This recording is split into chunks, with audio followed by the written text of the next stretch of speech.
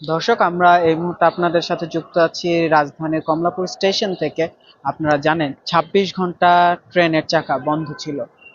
সারা দেশে রেল যোগাযোগ ব্যবস্থা একেবারেই বন্ধ ছিল। এর কারণ রেলওয়ের রানিং স্টাফ অর্থাৎ লোকোমাস্টার, সহকারী লোকোমাস্টার এবং টিটিই সহ যারা ট্রেনের সাথেই ভ্রমণ করেন তাদের একটি আন্দোলনের আন্দোলনের কারণে গতকাল মধ্যরাত অর্থাৎ আহ, আহ, ২৭ তারিখ দিবাগত রাত থেকে তারা কর্মবিরতি পালন করে আসছিল, যার কারণে সারা দেশেই ট্রেন যোগাযোগ বন্ধ ছিল। যাত্রীবাহী ট্রেন, মালবাহী ট্রেন, কমিউটার ট্রেন সব ধরনের ট্রেনই আহ, বন্ধ ছিল। গতকালকে আমরা দেখেছি যে যাত্রীদের আহ, এই অভাবে এই ট্রেন যে কমলাপুর স্টেশন সেটি একেবারেই ফাঁকা ছিল। আজকে আহ, সন্ধ্যা ৬টা বাজে এই ট্রেন চলাচল শুরু হয়।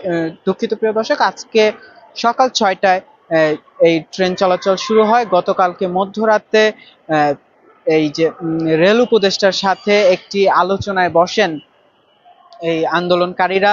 সেখানে উপস্থিত ছিলেন বিএনপির চেয়ারপারসনের বিশেষ সহকারী এবং জাতীয়তাবাদী শ্রমিক দলের আহ্বায়ক শিমুল এবং এই বৈষম্য বিরোধী ছাত্র আন্দোলনের অন্যতম সমন্বয়ক হাসনাত আবদুল্লাহ। তাদের উপস্থিতিতে একটি আলোচনা সভা হয়। সেই আলোচনায় মাধ্যমে এই আলোচনাতে রেল উপদেষ্টা তিনি এই শ্রমিকদের আন্দোলনকারীদের আশ্বাস দেন যে আজকের মধ্যে এই যে সমস্যা, এই সমস্যার সমাধান করা হবে, তাদের দাবির বিষয়ে একটি সিদ্ধান্ত নেওয়া হবে।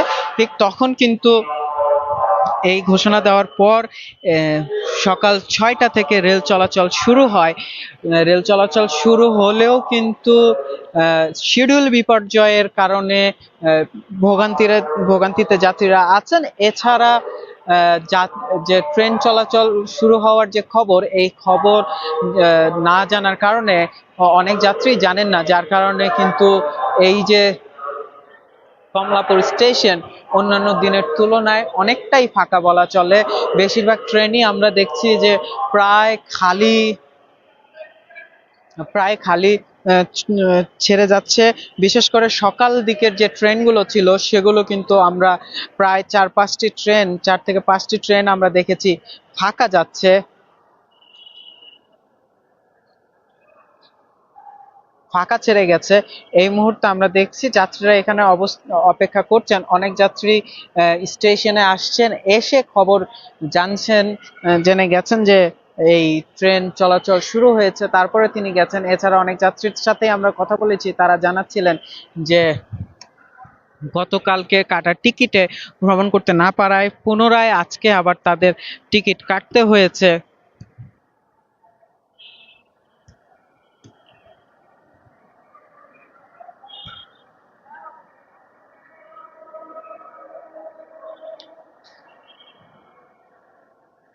আমরা সকাল থেকে ট্রেন চলাচল শুরু হলেও যে শিডিউল বিপর্যয়ের কথা আমরা বলছিলাম, আমরা প্রায় সবগুলো ট্রেনই ১ থেকে ৫ ঘন্টা পর্যন্ত দেরি করে নির্ধারিত সময়ের চেয়ে ১ থেকে ৫ ঘন্টা দেরিতে ছেড়ে যাচ্ছে, যার কারণে যাত্রী ভোগান্তি কিন্তু এখানে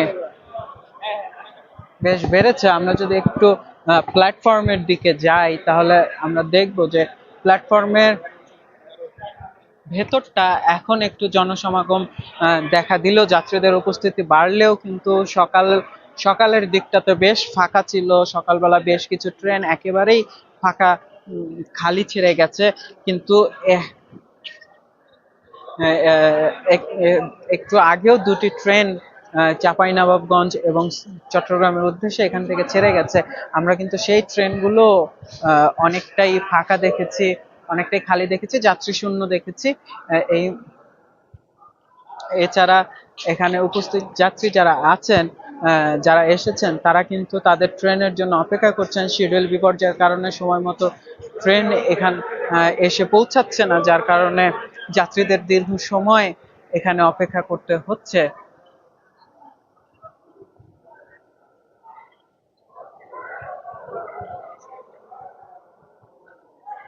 আমরা যদি এই যে আন্দোলনের প্রেক্ষাপটটা একটু আপনাদের আবার বলি তাহলে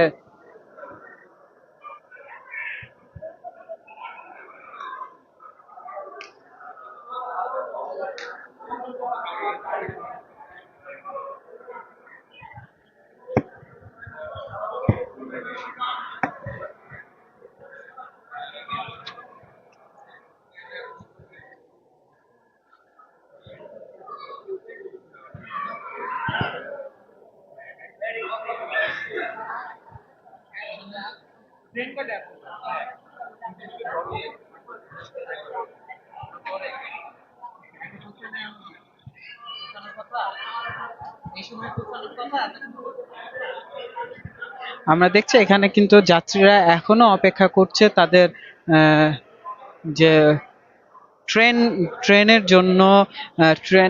ট্রেনগুলো এখানে এসে পৌঁছাচ্ছে দেরি করে এবং ছেড়েও যাচ্ছে দেরি করে। যেমনটা জানাচ্ছিলাম আমরা 1 থেকে 3 ঘন্টা, 1 থেকে 5 ঘন্টা পর্যন্ত দেরিতে ট্রেনগুলো চলাচল করছে, যার কারণে যে শিডিউল বিপর্যয়ের দেখা দিয়েছে তাতে কিন্তু যাত্রী ভোগান্তি যেমন বেড়েছে, তেমন কিন্তু যে মালবাহী ট্রেনগুলো আছে সেগুলো কিন্তু এই যে বিভিন্ন জায়গাতে দাঁড়িয়ে থাকতে হয়েছে। গতকালকে এই মালবাহী ট্রেন চলাচল বন্ধ ছিল, যার কারণে কিন্তু চট্টগ্রাম যে বন্দর, সেই চট্টগ্রাম বন্দর থেকে কিন্তু আমরা আহ, আহ, একটি শিডিউল বিপর্যয়ের আশঙ্কার কথা আমরা শুনেছিলাম। চট্টগ্রাম বন্দরের দায়িত্বপ্রাপ্তরা এই আশঙ্কার কথা জানিয়েছেন। এখনো কিন্তু সেই শঙ্কা একেবারেই কাটেনি।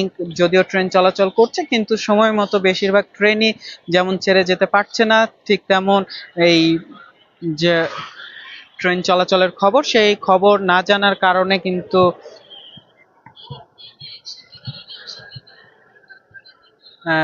বেশিরভাগ ট্রেনই এখান থেকে খালি, অনেকটাই খালি আহ, আহ, ছেড়ে যেতে হচ্ছে।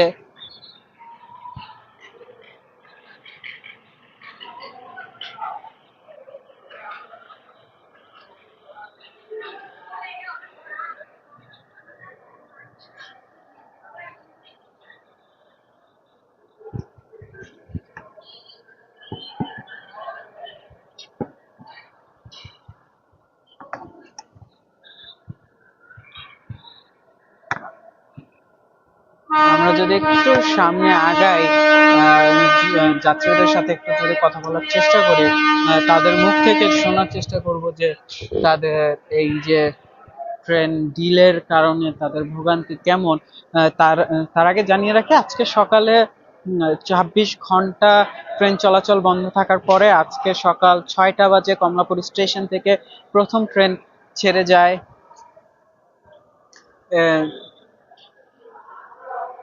এই প্রথম ট্রেন ছেড়ে যাওয়ার পেছনে গতকাল রাতে আহ, রেল উপদেষ্টার সাথে আন্দোলনরত কর্মচারী যারা আছেন তাদের একটি আলোচনা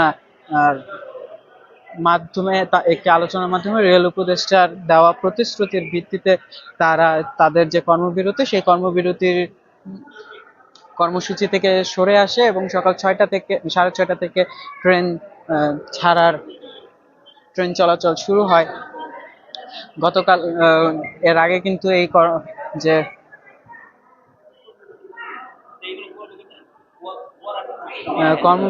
কর্মবিরতির কর্মসূচি, সেই কর্মসূচির কারণে কিন্তু টানা 26 ঘন্টা ট্রেন চলাচল বন্ধ ছিল। সারা দেশের রেল যোগাযোগ ব্যবস্থা একেবারেই বন্ধ ছিল।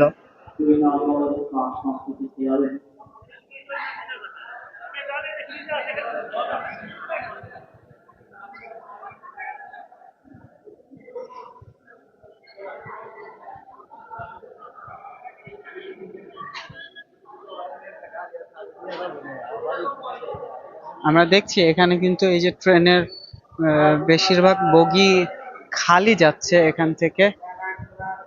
ভাই একটু কথা বলি, কোথায় যাবেন আপনি? সিলেটে যাব।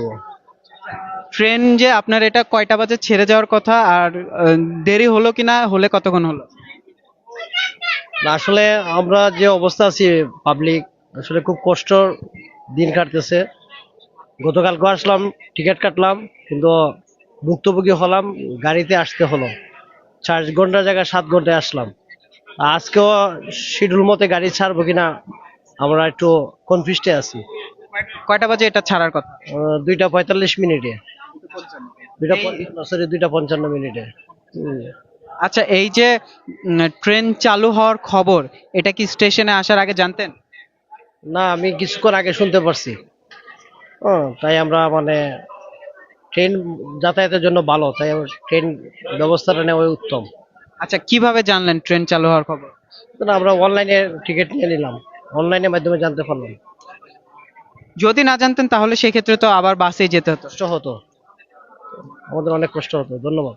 আচ্ছা, ধন্যবাদ। আমরা একজন যাত্রীর সাথে কথা বলছিলাম, তিনি জানাচ্ছিলেন যদিও তার ট্রেন সময় মতো এসে পৌঁছেছে, তবে ঠিক সময়ে ছেড়ে যাবে কিনা সেটি নিয়ে কিন্তু তার শঙ্কার কথা তিনি জানাচ্ছিলেন।